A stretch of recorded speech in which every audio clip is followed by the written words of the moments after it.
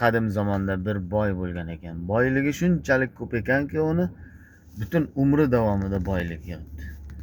Kunlardan bir kun u boylikni sarf qilish uchun bola chaqamni olib dunyo kezaman debdi. Dunyo kezamanda butun sayohat qilib kelaman hamma joyda deganda, ajal farishtasi kelibdi uning oldiga. Men sening joningni olishim kerak. Yo'q, sabr qil. Menga hech bo'lmasa 2 yil vaqt ber. Desa, yo'q, joningni olishim kerak dedim-ku. Halloqal hech 1 soat vaqt ber. Yo'q, baribir joningni olishim kerak. 1 daqiqa vaqt ber. Men farzandlarimga yozib olay-u bir xat. Xo'p, mayli debdi-da.